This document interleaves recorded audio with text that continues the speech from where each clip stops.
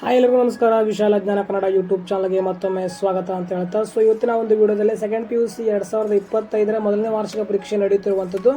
ಅದಾದ ನಂತರ ಈಗ ಹಲವಾರು ವಿದ್ಯಾರ್ಥಿಗಳಿಗೆ ಭಯವಿರುತ್ತೆ, ನನ್ನ ಈ ಒಂದು ವಿಷಯ ಹೋಗುವಂಥ ಚಾನ್ಸಸ್ ಇದೆ, ಅಂದರೆ ಫೇಲ್ ಆಗುವಂಥ ಚಾನ್ಸಸ್ ಇದೆ, ಇನ್ನೂ ಹೆಚ್ಚಿನ ಒಂದು ಅಂಕಗಳನ್ನು ಗಳಿಸಬೇಕು, ಇನ್ನೊಂದು ಎಕ್ಸಾಮನ್ನು ಬರೀಬೇಕಂತಿರುವಂಥ ವಿದ್ಯಾರ್ಥಿಗಳಿಗೆ ಇರುವಂಥ ಮಾಹಿತಿಯಾಗಿದೆ. ವಿಡಿಯೋನ ಕೊಂದರೆಗೂ ನೋಡಿ ನಮ್ಮ ಚಾನಲ್ ಇದ್ರು ಸಬ್ಸ್ಕ್ರೈಬ್ ಮಾಡಿದ್ರೆ ತಪ್ಪದೆ ಸಬ್ಸ್ಕ್ರೈಬ್ ಮಾಡ್ಕೊಳ್ಳಿ.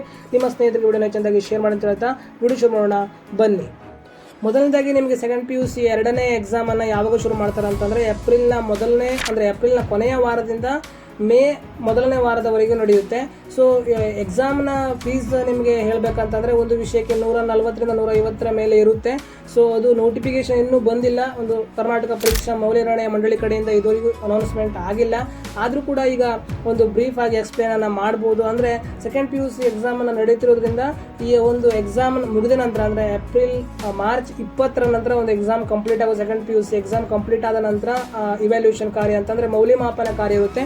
ಮೌಲ್ಯಮಾಪನ ಕಾರ್ಯದ ನಂತರ ನಿಮಗೆ ರಿಸಲ್ಟನ್ನು ಬಿಡ್ತಾರೆ. ರಿಸಲ್ಟನ್ನು ಬಿಟ್ಟ ನಂತರ ಒಂದು ಡೇಟನ್ನು ಅನೌನ್ಸ್ಮೆಂಟ್ ಮಾಡ್ತಾರೆ. ಅಪ್ಲಿಕೇಶನ್ ಫೀಯನ್ನು ಎಲ್ಲಿ ಹಾಕಬೇಕಂತ ಕೇಳ್ತಿರುವಂಥ ವಿದ್ಯಾರ್ಥಿಗಳು ಅಂತಂದರೆ ಸೆಕೆಂಡ್ PUC ಎರಡನೇ ಎಕ್ಸಾಮ್ ಬರೀತಿರುವ ವಿದ್ಯಾರ್ಥಿಗಳಿಗೆ ಅಪ್ಲಿಕೇಶನ್ ಫೀಯನ್ನು ನಿಮ್ಮ ಕಾಲೇಜಿಗೆ ಹೋಗಿ ನೀವು ಅಪ್ಲಿಕೇಶನ್ ಹಾಕಬೇಕಾಗುತ್ತೆ ಎರಡನೇ ಎಕ್ಸಾಮ್ಗೆ.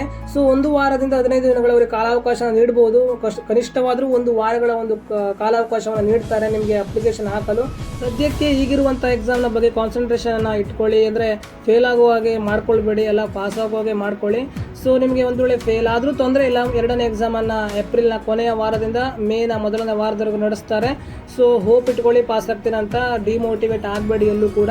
ಸೊ ಇದಾಗಿತ್ತು ಇವತ್ತಿನ ಒಂದು ವಿಡಿಯೋ. ನಮ್ಮ ಚಾನಲ್ ಇದ್ರೂ ಸಬ್ಸ್ಕ್ರೈಬ್ ಮಾಡಿದ್ರೆ ತಪ್ಪದೆ ಸಬ್ಸ್ಕ್ರೈಬ್ ಮಾಡ್ಕೊಳ್ಳಿ. ನಿಮ್ಮ ಸ್ನೇಹಿತರಿಗೆ ವಿಡಿಯೋ ಹೆಚ್ಚಿನದಾಗಿ ಶೇರ್ ಮಾಡಿ, ಅವರು ಕೂಡ ಒಂದು ಮಾಹಿತಿಯನ್ನು ತಿಳಿಸಿ ಅಂತ ಹೇಳ್ತಾ ಹಲವಾರು ವಿದ್ಯಾರ್ಥಿಗಳಿಗೆ ಮಾಹಿತಿ ಕೊರತೆ ಇರುತ್ತೆ, ಅದರಿಂದ ಮಾಹಿತಿನ ಜಾಸ್ತಿ ತಿಳಿಸಿ ಅಂತ ಹೇಳ್ತಾ ಮುಂದೆ ಮತ್ತೆ ಸಿಗೋಣ. ಜೈ ಹಿಂದ್, ವಂದೇ ಮಾತರಂ.